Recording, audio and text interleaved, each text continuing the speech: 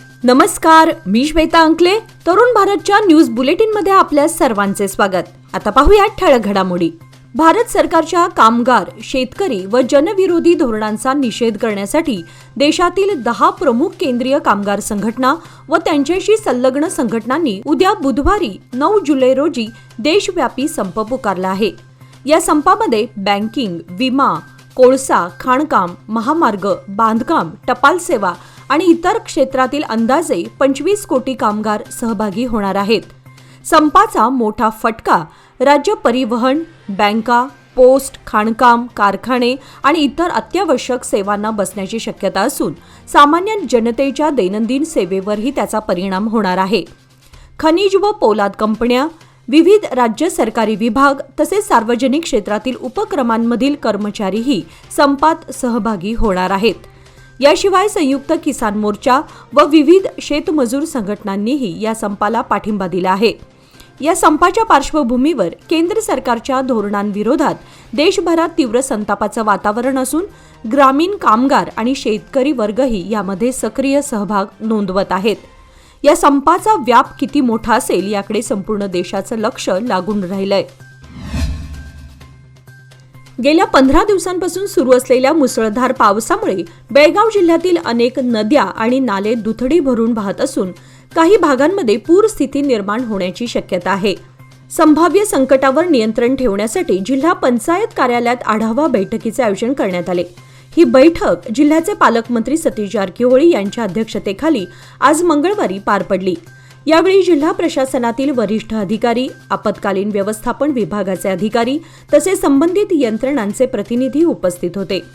बैठकीमध्ये जिल्ह्यातील पूरप्रवण भागांचा सविस्तर आढावा घेण्यात आला. कोणत्याही ठिकाणी पूरस्थिती उद्भवल्यास तत्काळ मदत आणि बचाव कार्य सुरू करण्याच्या सूचना पालकमंत्र्यांनी अधिकाऱ्यांना दिल्या. तसेच नदी नाल्यांच्या नियमित देखभालीसह पूर नियंत्रणासाठी सर्व यंत्रणांनी सतर्क राहण्याचे निर्देशही दिले. जिल्हा प्रशासनाने संभाव्य पूरग्रस्त भागांमध्ये आपत्कालीन मदत केंद्रांची पूर्वतयारी, बोट सेवा, वैद्यकीय पथके आणि आवश्यक मदत साहित्य सज्ज ठेवण्याचे नियोजन केल्याचंही यावेळी स्पष्ट करण्यात आले.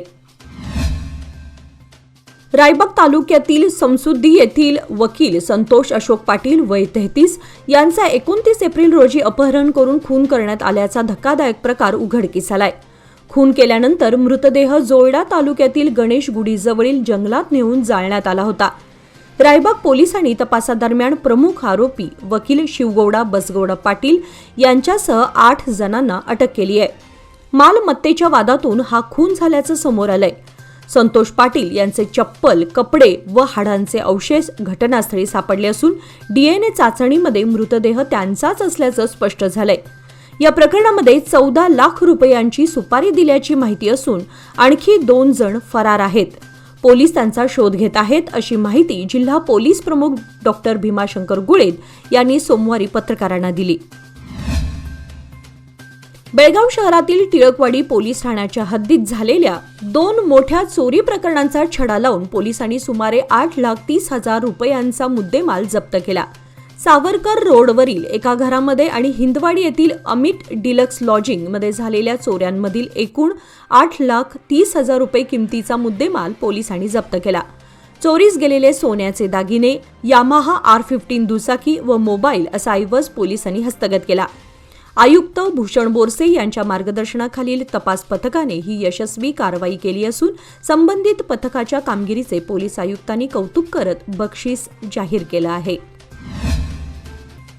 रामनगर येथून गोव्याच्या दिशेने बेकायदेशीररित्या गायींचे मांस वाहतूक होत असल्याची गोपनीय माहिती मिळाल्यानंतर रामनगर पोलिसांनी सोमवारी सकाळी मोठी कारवाई करत 1,930 किलो गोमांसासह टाटा योद्धा वाहन क्रमांक KA25 AB6640 जप्त केले. हे वाहन शिवाजी सर्कल मार्गे गोव्याच्या दिशेने जात असताना चर्चजवळ पोलिसांनी अडवून तपासणी केली असता अंदाजे 6,75,500 रुपये किमतीचे गोमांस सापडले. या प्रकरणी वाहन चालक सिद्धप्पा बाळप्पा बंधूर राहणार वंटमुरी बेळगाव आणि क्लीनर राजू बाळू नाईक राहणार बेळगाव यांना अटक करण्यात आली आहे. दोघांनाही न्यायालयीन कोठडीमध्ये पाठवण्यात आलं असून ही कारवाई पोलीस उपनिरीक्षक महांतेश नाईक यांच्या नेतृत्वाखाली करण्यात आली. पुढील तपास सुरू आहे. बेळगाव जिल्ह्याच्या विभाजनाबाबत अंतिम निर्णय राज्य सरकारच घेईल अशी स्पष्ट भूमिका जिल्ह्याचे पालकमंत्री सतीश जारकीहोळी यांनी मांडली आहे. जिल्हा विभाजनाचा प्रस्ताव सरकारकडे पाठवण्यात आला असून जनतेच्या सोयीचा विचार करूनच निर्णय घेतला जाईल असे त्यांनी स्पष्ट केले. बेळगावात पत्रकारांशी बोलताना जारकीहोळी म्हणाले, जिल्हा विभाजनामुळे अनेक प्रशासकीय अडचणी सोडवता येतील. या पार्श्वभूमीवर आम्ही सर्वपक्षीय आमदारांनी सरकारकडे विनंती केली आहे. त्यानुसार हा महत्त्वाचा निर्णय घेतला जाणार आहे. शिवाय जिल्ह्यातील धरणामध्ये मुबलक प्रमाणात पाणी उपलब्ध असून त्याचे नियोजन केले जात असल्याचे त्यांनी सांगितले. मुगळीहाळ तालुका यरगट्टी येथे मंगळवारी हेस्कॉममध्ये कार्यरत असलेल्या एका युवकाचा वीज खांबावर काम करताना विजेचा तीव्र धक्का बसून जागीच मृत्यू झाला. मयत युवकाचं नाव मारुती अवळी, वय 25, राहणार बगरनाळ असं असून तो यरगट्टी येथे दुरुस्तीच्या कामासाठी खांबावर चढला होता. दुरुस्तीच्या दरम्यान अचानक विद्युत प्रवाह सुरू झाल्याने मारुतीला जबरदस्त विजेचा शॉक बसला आणि त्याचा घटनास्थळीच मृत्यू झाला. या प्रकारामुळे गावामध्ये खळबळ उडाली आहे. ही घटना हेस्कॉमच्या निष्काळजीपणामुळे घडल्याचा आरोप करत संतप्त ग्रामस्थांनी जोरदार रोष व्यक्त केला. दोषी अधिकाऱ्यांवर कठोर कारवाई करण्याची मागणी त्यांनी केली आहे. दरम्यान पोलिसांनी घटनास्थळी भेट देत पंचनामा केला असून पुढील तपास सुरू आहे. पंतप्रधान लघु अन्न प्रक्रिया औपचारिकीकरण योजनेअंतर्गत अन्न प्रक्रिया क्षेत्रातील लघु उद्योजकांसाठी जनजागृती कार्यक्रमाचे आयोजन आज मंगळवारी केपीटीसीएल हॉल येथे करण्यात आले. कार्यक्रमाच्या अध्यक्षस्थानी जिल्ह्याचे पालकमंत्री सतीश जारकीहोळी होते. पारंपरिक अन्न प्रक्रिया उद्योगांचे औपचारिकीकरण, स्थानिक उत्पादनांना बाजारपेठ निर्माण करणे आणि रोजगार वाढवणे हा या योजनेचा मुख्य उद्देश आहे. जिल्हा प्रशासन, जिल्हा पंचायत आणि कृषी विभाग यांच्या संयुक्त विद्यमाने हा उपक्रम राबवण्यात आला. पालकमंत्री जारकीहोळी यांनी उद्योजकांना केंद्र व राज्य शासनाच्या अनुदानाचा लाभ घेऊन स्वतःचा व्यवसाय उभारण्याचे आवाहन केले. कार्यक्रमामध्ये सहभागी उद्योजकांना कर्ज, प्रशिक्षण, ब्रँडिंग, मार्केटिंग आणि FSSAI परवान्याबाबत मार्गदर्शन करण्यात आले. महिला बचत गट, लघुउद्योजक, स्टार्टअप्स आणि घरगुती उत्पादकांसाठी ही योजना फायदेशीर ठरणार आहे असे यावेळी सांगण्यात आले. कर्नाटक राज्यातील 10 प्रमुख महानगरपालिकांमधील अधिकारी आणि कर्मचाऱ्यांनी आज मंगळवारी आपले विविध प्रलंबित मागण्या पूर्ण करण्याच्या मागणीसाठी महापालिकांसमोर जोरदार निदर्शने केली. या पार्श्वभूमीवर बेळगाव महानगरपालिकेसमोरही आंदोलकांनी आपल्या मागण्यांसाठी आंदोलन छेडले. 7व्या वेतन आयोगाची अंमलबजावणी महानगरपालिका कर्मचाऱ्यांना लागू करावी, आर्थिक विभागाकडून आवश्यक निधी तातडीने जाहीर करण्यात यावा, तसेच राज्य सरकारी कर्मचाऱ्यांना लागू असलेल्या ज्योती आरोग्य योजना व संजीवनी योजना या आरोग्य योजना महानगरपालिका कर्मचाऱ्यांनाही लागू कराव्यात, अशा प्रमुख मागण्यांचा या आंदोलनात समावेश होता. आंदोलनामध्ये सहभागी कर्मचाऱ्यांनी नगर विकास विभाग व राज्य शासनाने तातडीने या मागण्यांकडे लक्ष न दिल्यास आंदोलन अधिक तीव्र करण्याचा इशारा दिला. या निदर्शनामध्ये राज्यातील विविध महानगरपालिकातील कर्मचारी मोठ्या संख्येने सहभागी झाले होते. महापालिका कर्मचाऱ्यांच्या एकजुटीने पुकारलेल्या या आंदोलनामुळे प्रशासनासमोर नव्या जबाबदाऱ्यांचे आव्हान उभे राहिले आहे. मागण्यांवर लवकरच तोडगा निघण्याची अपेक्षा कर्मचाऱ्यांनी व्यक्त केली. बेळगाव उत्तरचे आमदार आसिफ सेठ यांनी सार्वजनिक शिक्षणाच्या विकासासाठी घेतलेल्या पुढाकाराचा भाग म्हणून कणबर्गी शासकीय शाळेला भेट दिली. या भेटीदरम्यान त्यांनी नव्याने बांधलेल्या वर्गखोलीचे उद्घाटन केले, तसेच विद्यार्थ्यांसाठी नवीन बाकांचे वितरण केले. या उपक्रमामुळे आवश्यक पायाभूत सुविधा उपलब्ध होण्यासोबतच शासकीय शाळांमधील शिक्षणाच्या गुणवत्तेत सुधारणा होण्यास मदत होणार आहे. ही आमदारांच्या निवडणूक जाहीरनाम्यातील महत्त्वाची हमी होती. प्रत्येक मुलाला सुरक्षित, सुसज्ज आणि प्रेरणादायी वातावरणात शिक्षण घेण्याचा हक्क आहे. शैक्षणिक पायाभूत सुविधा उन्नत करणे ही केवळ गरज नाही, ती आपली जबाबदारी आहे, असे आमदार आसिफ सेठ यांनी उद्घाटन प्रसंगी सांगितले. बेळगावातील येळ्ळूर रोड आणि गाडे मार्ग परिसरामध्ये गेल्या 5-6 दिवसांपासून नळाला गढूळ पाणी येत असल्यानं नागरिकांचे मोठे हाल होत आहेत. आधीच पाणी कमी दाबाने आणि आठवड्यातून केवळ एकदाच पुरवठा केला जातो. त्यातच अशा दूषित पाण्यामुळे नागरिकांची गैरसोय शिगेला पोहोचली आहे. या अस्वच्छ पाण्यामुळे परिसरातील नागरिकांच्या आरोग्याला गंभीर धोका निर्माण झाला असून साथीचे आजार पसरू शकतात अशी भीती व्यक्त केली जात आहे. या परिस्थितीकडे संबंधित जलपुरवठा विभागाने तातडीने लक्ष देऊन समस्येचे निराकरण करावे अशी जोरदार मागणी स्थानिक नागरिकांकडून करण्यात येत आहे. बेळगाव शहरातील 24 तास पाणीपुरवठा योजनेसाठी L&T कंपनीकडून सुरू असलेल्या पाईपलाईन टाकण्याच्या कामामुळे शहरातील अनेक रस्ते खोदले गेले आहेत. या खोदाईमुळे नागरिकांना मोठ्या प्रमाणात गैरसोय होत असून येत्या 27 ऑगस्ट 2025 रोजी येणाऱ्या श्री गणेश चतुर्थीपूर्वी हे रस्ते दुरुस्त करून पूर्ववत करावेत अशी मागणी प्रभाग क्रमांक 7 चे नगरसेवक डॉ. शंकर पाटील यांनी केली आहे. या संदर्भात नगरसेवक डॉ. शंकर पाटील यांनी आज मंगळवारी महापौर मंगेश पवार आणि महापालिका आयुक्त शुभा बी यांना निवेदन सादर केले. सध्या L&T कंपनीकडून विविध भागांमध्ये खोदकाम सुरू असून गणेशोत्सव काळामध्ये या असुविधेमुळे वाहन चालक व पादचाऱ्यांना त्रास होऊ शकतो असं त्यांनी स्पष्ट केले. गुरुवार दिनांक 10 जुलै रोजी बापट गल्लीतील श्री स्वामी समर्थ मंदिरात गुरुपौर्णिमा आणि मंदिराच्या वर्धापन दिनानिमित्त महाप्रसादाचं आयोजन करण्यात आलं आहे. महाप्रसादाचं वितरण दुपारी 12 ते 3 या वेळेमध्ये होईल. श्री स्वामी समर्थ मंदिर परिवाराकडून सर्व भक्तांना महाप्रसादाचा लाभ घेण्याचे आवाहन करण्यात आले आहे. बेळगाव वडगाव येथील ग्रामदेवता श्री मंगाई देवीची पारंपरिक आणि भव्य यात्रा येत्या 22 जुलै रोजी संपन्न होणार आहे. यात्रेला 1 महिना आधीपासून सुरू होणाऱ्या वार पाळण्याच्या परंपरेनुसार दर आठवड्याला देवीची वेगवेगळ्या स्वरूपात भक्तिपूर्ण आरास केली जाते. या पार्श्वभूमीवर 2 दिवसांपूर्वी झालेल्या आषाढी एकादशी निमित्त श्री मंगाई देवीची आकर्षक आरास करण्यात आली. भक्तांनी मोठ्या श्रद्धेने देवीचे दर्शन घेतले. ही यात्रा वडगावसह संपूर्ण बेळगाव शहरातील एक ऐतिहासिक आणि सांस्कृतिक महत्त्वाची यात्रा मानली जाते. सध्या यात्रेच्या तयारीने वेग घेतला असून ग्रामस्थात उत्साहाचं वातावरण आहे.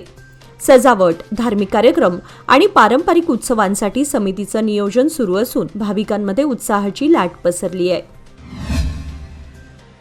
बेळगाव शहापूर कोरेगल्ली येथील न्यू गर्ल्स हायस्कूलमध्ये BRT 119 म्हणजेच बेळगाव राऊंड टेबल तर्फे 8वी ते 10वीतील 80 गरजू विद्यार्थिनींच्या वार्षिक शालेय फीचा खर्च उचलण्यात आला. यावेळी शाळा दत्तक घेतल्याचेही पुन्हा अधोरेखित करण्यात आले. या कार्यक्रमामध्ये चेअरमन सोहन चौधरी, VTUचे डॉ. रोहन गुरव, प्रसाद सुनल, प्रसाद मेलगे यांच्यासह इतर सदस्य उपस्थित होते. फी वाटपानंतर डॉ. रोहन गुरव यांनी 10वीच्या विद्यार्थिनींना करिअर गायडन्स सत्रामध्ये स्पर्धात्मक युगातील अभ्यास, स्किल बेस्ड शिक्षणाचं महत्त्व, भाषा प्रभुत्व आणि करिअर संधींबाबत मार्गदर्शन केले. बेळगाव शहरातील वॉर्ड क्रमांक 7 काकतीवेस रोड परिसरामध्ये गेल्या 6 महिन्यांपासून नागरिकांना दूषित आणि आरोग्यास अपायकारक पाणी पुरवठा होत आहे. या दूषित पाण्यामुळे नागरिकांना पोटदुखी, त्वचाविकार आणि इतर संसर्गजन्य आजारांचा सामना करावा लागतोय. स्थानिक प्रशासन आणि संबंधित यंत्रणांकडे वारंवार तक्रारी करूनही कोणतीही ठोस कारवाई न झाल्याने नागरिकांमध्ये तीव्र नाराजी निर्माण झाली आहे. या निष्काळजीपणाविरोधात संतप्त नागरिकांनी आज L&Tच्या कार्यालयासमोर आंदोलन छेडले. त्यांनी दूषित पाण्याने भरलेले डबे कार्यालयात आणून आपल्या व्यथा मांडल्या. आंदोलनावेळी परिसरातील महिला, ज्येष्ठ नागरिक आणि युवक मोठ्या संख्येने उपस्थित होते. अखेर KUI, DFC आणि L&Tच्या अधिकाऱ्यांनी तत्काळ उपाययोजनांची हमी दिल्यानंतर नागरिकांनी आंदोलन शांततेत मागे घेतले. मात्र या समस्येवर कायमस्वरूपी तोडगा काढण्यात यावा अशी ठाम मागणी यावेळी उपस्थित नागरिकांनी केली.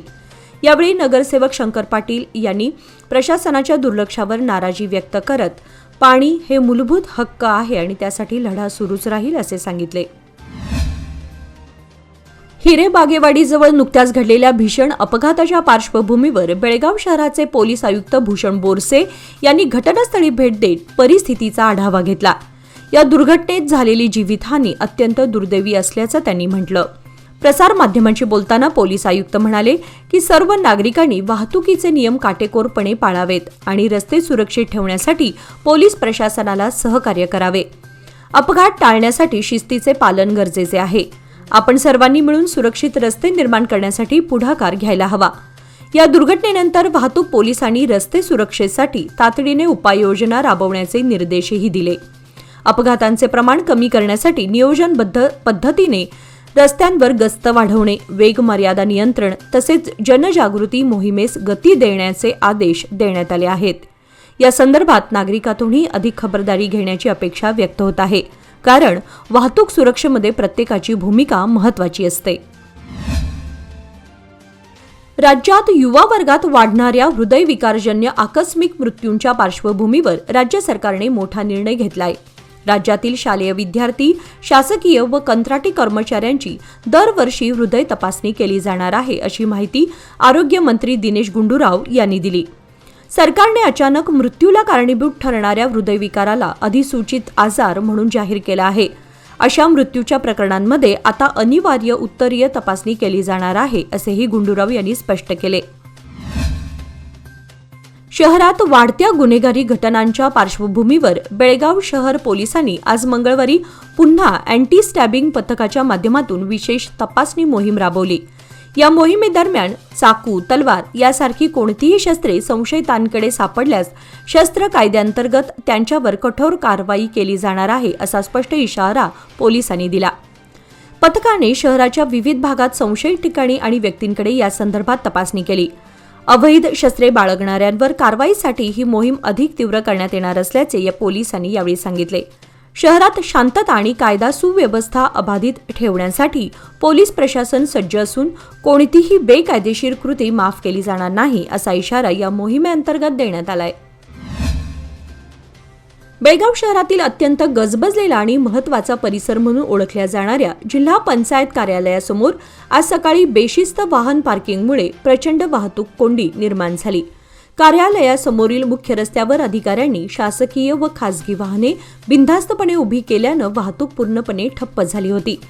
या वाहतूक कोंडीमुळे रस्त्यावर लांबच लांब वाहनांच्या रांगा लागल्या होत्या. शाळकरी विद्यार्थी, रुग्णवाहिका आणि कार्यालयात वेळेवर पोहोचण्याचा प्रयत्न करणाऱ्या कर्मचाऱ्यांना मोठा त्रास सहन करावा लागला. यामुळे नागरिकांमध्ये तीव्र नाराजीचा सूर उमटला. पोलीस प्रशासनाकडून वेळोवेळी शिस्तबद्ध पार्किंगचं आवाहन करण्यात येतं, मात्र काही अधिकाऱ्यांकडून याकडे दुर्लक्ष होत असल्याचं चित्र पुन्हा एकदा समोर आलंय.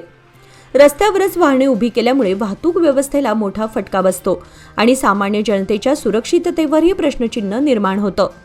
नागरिकांनी या बेजबाबदार वर्तनाविरोधात तीव्र संताप व्यक्त केला असून संबंधित अधिकाऱ्यांवर कारवाई करण्याची मागणी केली आहे. प्रशासनाने याकडे गांभीर्याने लक्ष देऊन संबंधितांना वाहतुकीच्या नियमांचं पालन बंधनकारक करण्याच्या सूचना देण्याची गरज आहे. रामदुर्ग तालुक्यातील हालवळी गावाजवळ अज्ञात व्यक्तीची डोक्यात दगड घालून निर्घृण हत्या करण्यात आल्याची घटना आज मंगळवारी उघडकीस आली. रामदुर्ग ते रामपूरकडे जाणाऱ्या कच्च्या रस्त्यालगत मलप्रभा नदीच्या शेजारी या व्यक्तीचा मृतदेह आढळून आला. मृतदेहाच्या शेजारी मोठा रक्ताळलेला दगड सापडला आहे. मृताच्या डाव्या कानावर घाव झालेला असून डावा व उजवा कान तसेच डोक्याच्या मागील बाजूला रक्तस्राव दिसून आला आहे. मृत व्यक्तीने अंगावर खाकी रंगाचा शर्ट, बनियान, हिरव्या रंगाचा शर्ट, निळ्या चेकची लुंगी परिधान केली आहे. घटनेची माहिती मिळताच रामदुर्ग पोलिसांनी घटनास्थळी धाव घेत तपास सुरू केला. बेळगावातील समृद्धी दीपक चव्हाण हिने नुकत्याच जाहीर झालेल्या चार्टर्ड अकाउंटंट परीक्षेमध्ये उत्तम गुणांसह यश संपादन केलंय. तिच्या या यशामुळे तिचे कुटुंबीय, नातेवाईक आणि मित्रपरिवारात आनंदाचं वातावरण आहे.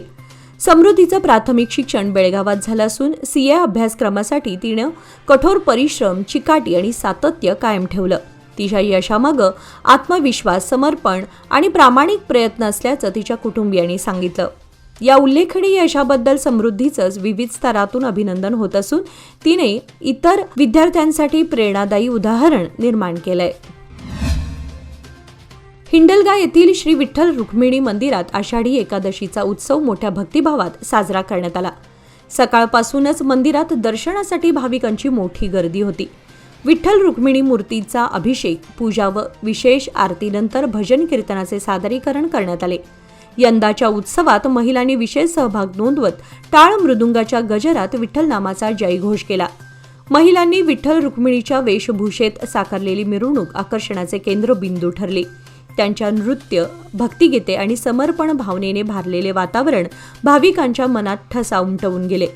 समर्थ नगरमधील समर्थ महिला भजनी मंडळातर्फे सुंदर भजन कार्यक्रम सादर करण्यात आला. मंडळाच्या अध्यक्षा नीला पाटणकर, उपाध्यक्षा अश्विनी देसाई, सचिव बीना धामणेकर, खजिनदार कृतिका मोडक तसेच माया मन्नोळकर व स्नेहा दळवी यांनी उत्सवाच्या यशस्वी आयोजनात मोलाचे योगदान दिले. या भक्तिमय वातावरणात पार पडलेल्या कार्यक्रमाचे स्थानिक नागरिकांनी भरभरून कौतुक केले असून अशा सांस्कृतिक आणि धार्मिक उपक्रमांनी समाजात एकतेची भावना वृद्धिंगत होते असे मत अनेकांनी व्यक्त केले. शहापूर स्मशानभूमीतील कोसळलेल्या निवाऱ्याचे काम रखडल्यानं नागरिकांना संततधार पावसात उघड्यावर अंत्यविधी करण्याची वेळ येत आहे. 31,70,000 निधीतून सुरू असलेली कामे मुदत संपूनही अपूर्ण असून नव्याने उभारलेला निवाराही झाड कोसळून पडला आहे. महापौर मंगेश पवार यांनी निधी मंजूर करून घेतला असला तरी प्रत्यक्ष कामाला सुरुवात झाली नसल्याने नागरिकांमध्ये नाराजी आहे. अंत्यविधींसाठी जागेची कमतरता आणि लाकडांचा तुटवडा यामुळे अडचणी वाढल्या आहेत. नागरिकांनी स्मशानभूमीतील कामे तातडीने पूर्ण करण्याची मागणी प्रशासनाकडे केली आहे. बेळगाव वडगाव येथील जेल स्कूल परिसरातील रस्त्यावर उघड्या अवस्थेत असलेल्या मॅनहोलमुळे विद्यार्थ्यांच्या सुरक्षिततेचा गंभीर प्रश्न निर्माण झालाय. या परिसरात रस्त्यावरील प्रकाश व्यवस्था नसल्यामुळे परिस्थिती अधिक धोकादायक बनली आहे. दररोज हजारो विद्यार्थी या मार्गाने शाळेत ये जा करतात. उघड्या मेनहोलमुळे अपघात होण्याची शक्यता लक्षात घेता पालक आणि स्थानिक नागरिकांनी संबंधित विभागाने तातडीने झाकण बसवावे अशी जोरदार मागणी केली आहे.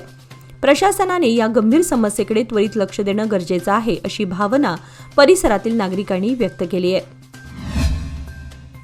बेळगावातील गणिगा समाज अभिवृद्धी संघातर्फे 2024-25 या शैक्षणिक वर्षातील SSLC व PUC-2 परीक्षेतील 100हून अधिक गुणवंत गणिगा विद्यार्थ्यांचा सत्कार करण्यात आला. बेळगाव येथील SG बाळेकुंद्री मेमोरियल हॉलमध्ये झालेल्या कार्यक्रमात विद्यार्थ्यांना रोख पारितोषिक, प्रमाणपत्र व बॅग सॅक प्रदान करण्यात आले. रवींद्र काकती यांनी प्रमुख पाहुणे श्री श्री गुरुसिद्ध करंजी मठाचे महास्वामीजी तसेच डॉक्टर विश्वनाथ उप्पलदिनी यांचा परिचय उपस्थितांना करून दिला. या प्रसंगी मान्यवरांनी विद्यार्थ्यांना मार्गदर्शन केले. संजू बाळेकुंद्री, विद्याधर तेराणी, NT संजू बाळेकुंद्री, आनंद बागेवडी, सतीश बाळेकुंद्री, सुजय बाळेकुंद्री, MS सिद्धनावर यांच्यासह कार्यक्रमाला तब्बल 500हून अधिक नागरिकांची उपस्थिती होती. याचबरोबर आजचे बातमीपत्र इथे संपले. अधिक माहिती आणि ताज्या घडामोडींसाठी पाहत रहा तरुण भारत न्यूज चॅनल. तसेच आमच्या चॅनलला लाईक, शेअर आणि सबस्क्राईब करायला विसरू नका. आणि विश्वासार्ह बातम्यांसाठी दररोज वाचा दैनिक तरुण भारत. धन्यवाद.